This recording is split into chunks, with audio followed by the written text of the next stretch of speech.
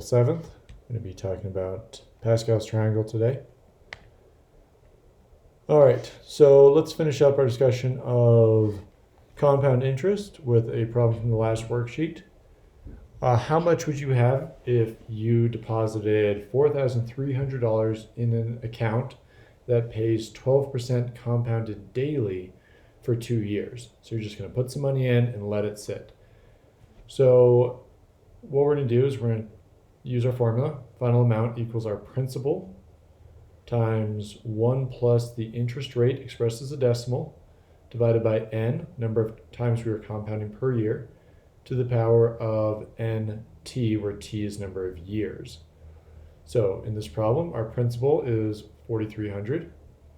Our rate is 0.12. Always move the decimal place twice or divide by 100 to convert a percentage to a decimal.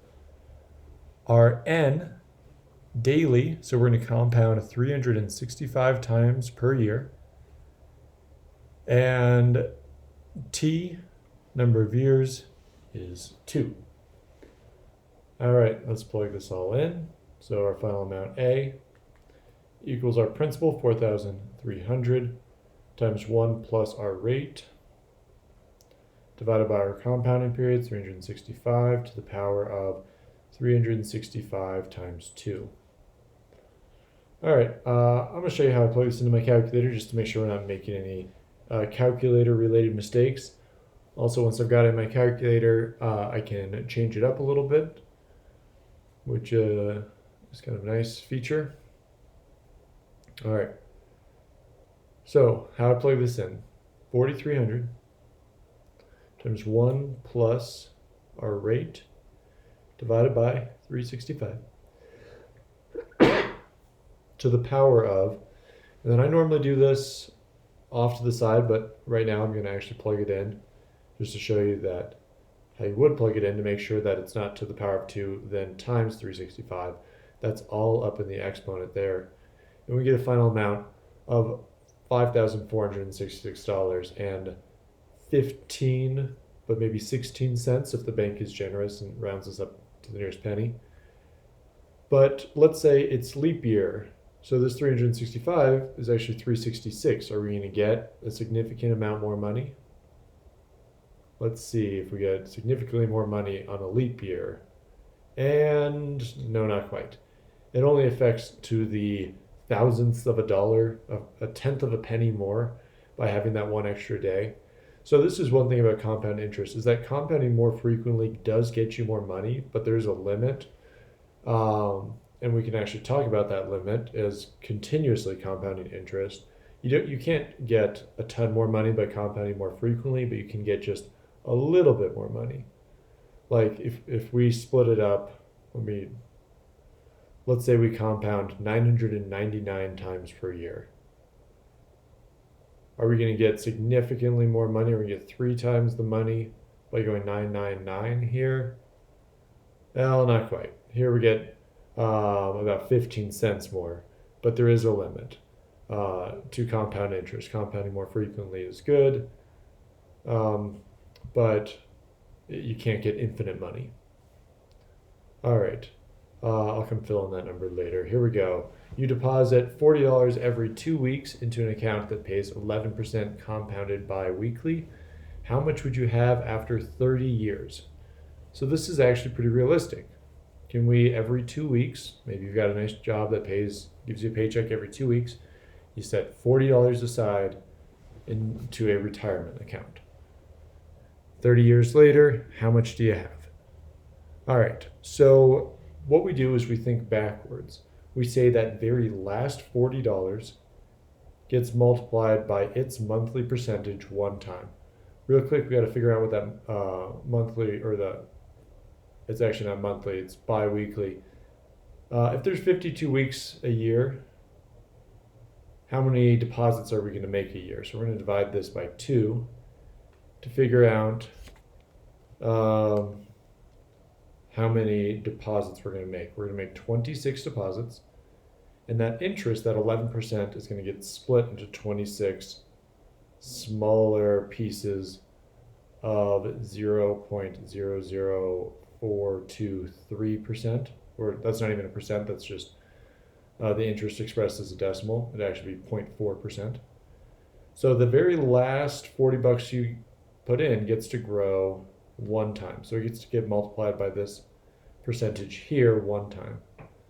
The $40 you put in 2 weeks before the very end gets to grow two times. It gets multiplied by the percentage for the week you put it in, and then again for the next 2 week section.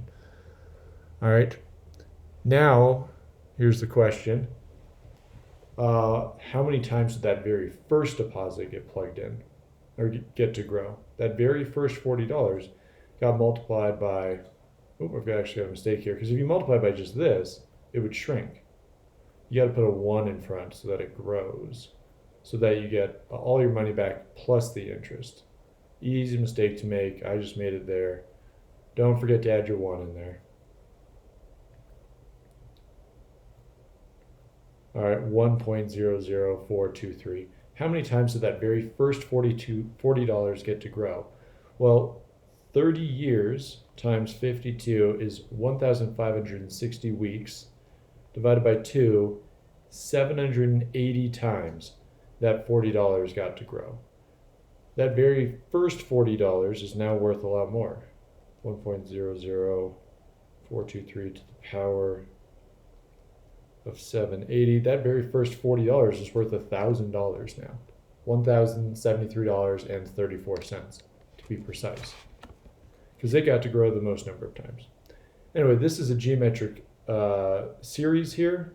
So we're going to add it up using our geometric series formula, which is a sub 1 times 1 plus, or 1 minus r to the n all over 1 minus r. I do have to compute this very first one. So I'm going to be 40 times, and this was a rounded number here, that 0.423. So I'm going to do 1 plus 0.11 divided by 26 to get a very precise number here. So that's 40.16923, and I'm keeping the whole thing in my calculator, times 1 minus our rate, 1.04 or 00423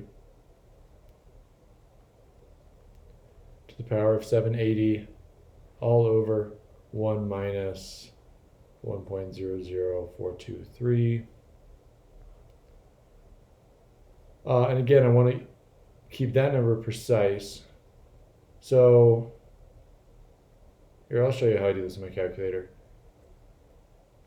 I had my 11% being divided up by 26. What I want to do is add 1 to that to get my rate, and then I want to store this in my calculator. So I'm going to hit store alpha A so I can use that number. All right, then I had my 40 times alpha A. This was my initial amount, and I'm going to multiply it by parentheses 1 minus that rate, alpha A, to the power of 780, close parentheses. Actually, that's not where the parentheses should go. It should go there, divided by 1 minus my rate, which is stored as alpha A, and I get a very large number, $246,141. All right, we put $40 away every 2 weeks. In 30 years, we've got enough to buy a small house. All right, that would be a pretty good amount to go have some fun with. It's not enough to retire on. You're gonna have to work a little bit longer, save a little bit more money, but it's $250,000. And then what's happening at the end here is the interest is growing much quicker than that $40 you're depositing each month. So most people just stop funding their retirement accounts after they get pretty big and just let them grow with that interest. Although it's not a bad idea to just keep putting in a little bit extra money. It will grow faster. All right. How much should you save every month in an account that pays 12% interest? So you got a really good deal here.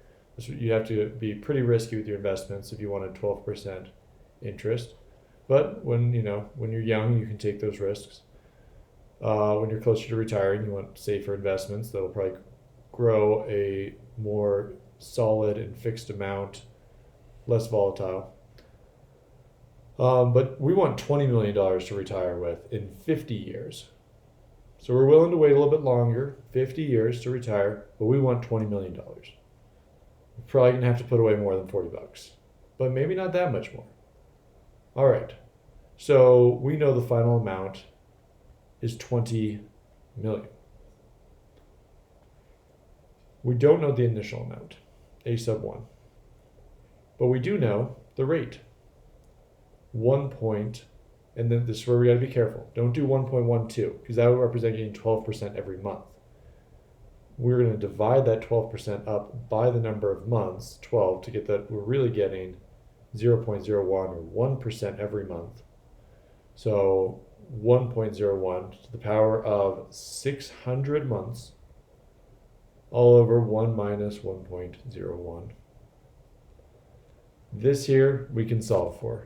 So that, I'm just going to do it in my own calculator, 1 minus 1.01 to the power of 600 divided by 1 minus 1.01 equals 39,058.3397. So my calculator's giving me. So that means our initial amount is going to get multiplied 39,000 times. So let's divide both sides by this number. 39,058.34. Rounding just a little bit. Here I think it's okay to round. It's not. This is not a spot where we're going to get a radically different number if we don't round. So 20 million divided by that number that I've kept in my calculator is $512 and 0.054. So we got to round up to the near. We have to round up here so that you get the full 20 million. If you round down, you end up short of 20 million. But this is actually slightly off because this is our A sub 1. This has already got that 1% interest, so divide it by 1.01. To get that, we're actually going to save $506. $506.95. If we put away $506, that's a lot to put away every month. You got to have a pretty big paycheck to be putting away 500 of it every month. But if you can do it, at the end of 50 years, you got $20 million to retire with. You can go retire in the Bahamas with a real nice house with $20 million. And maybe even have a second house up in Canada. Probably can't afford the jet plane to fly you between the two, but maybe if you were able to put away 500, you had enough extra money left over for that jet plane to fly between your Bahamas house and your Canada house. What if you save just $1 more each month? So $506.95 gets you 20 million. What if you dug deep? Let's go all the way up to 508, an extra $1.05. If I'm depositing 508 every month, what am I going to get? So after the first month, that 508 times 1.01 is 513 times, we can use this number again, the 39,000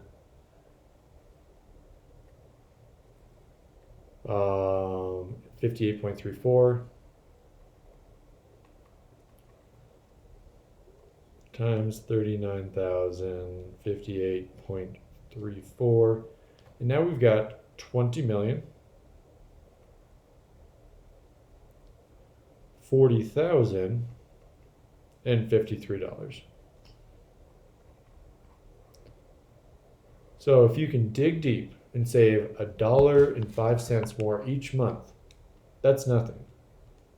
That's only an extra $12.60 a year.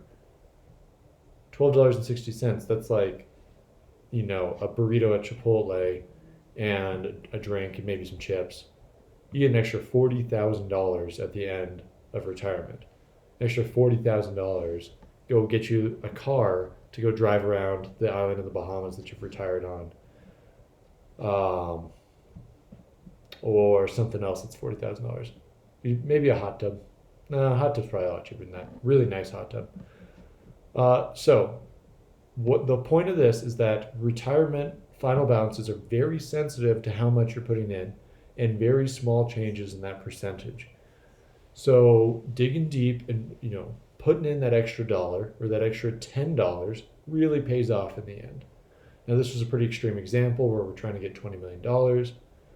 But the point is, save every penny you can and expect good things, as long as your money is well managed. Anyway, goal today is to understand how to construct Pascal's triangle. Why? It's a very useful tool for probability problems and binomial expansions. Here's how you do it. Hopefully you got your notes out. Pascal's triangle starts with a 1. Just a 1 in the middle of the page. All right, this is the middle of the page. So don't put it all the way off to the side, you won't have enough space. All right, there is nothing next to this 1. It's just a 1 all by itself, floating in the middle of the page. What you're going to do is you're going to add it to the nothing that's next to it. All right, and you're going to write that sum down below. So 1 plus nothing is 1. 1 plus nothing is 1. And that's how you construct Pascal's triangle. Now this is only 2 rows of Pascal's triangle. It's pretty boring, 2 rows. But it gets more interesting if you keep it going. So there's still nothing next to these. So if I add this 1 and this nothing, I get a 1. If I add this 1 and this nothing, I get another 1. But if I add this 1 and this 1, I get a 2. So now we've got a bunch of 1s and a 2. All right, now let's make the next row. This 1 plus this nothing is a 1. This 1 plus this 2 is a 3. This 2 plus this 1 is a 3. This 1 plus this nothing is a 1.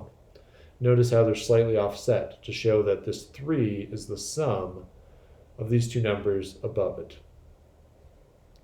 All right, so the rows are offset. All right, next important feature is how we number these rows. This top row is the 0th row. I'm going to take a quick pause. Oh, I thought I was going to call, but it's just a bunch of text messages. All right, this next row is the first row. So that's kind of confusing because we normally start counting with 1, but in math, there's times where we start counting with 0. How I remember it is it's the second number. There's this invisible 0 over here, and so I count to the second number. This is the 0th row. This is the first row. I look at the second number, it's a 1. The second row has a 2 in the second spot. So let me just, second row, I'm just going to fill into here, third row.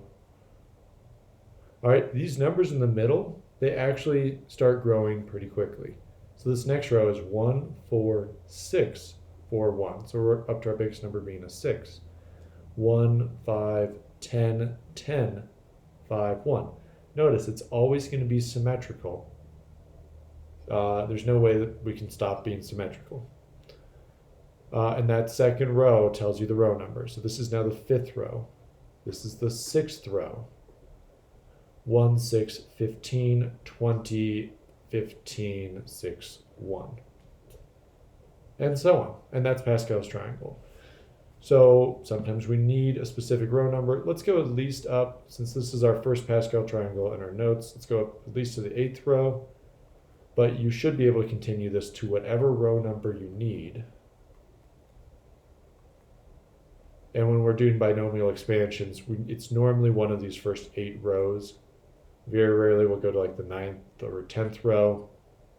And when you have to go past that, there's a way in your calculator to get them, but we're going to save that for next unit. Okay, we'll call that good for this video. We're going to be using this on the next worksheet. So hopefully you know how Pascal's triangle is made.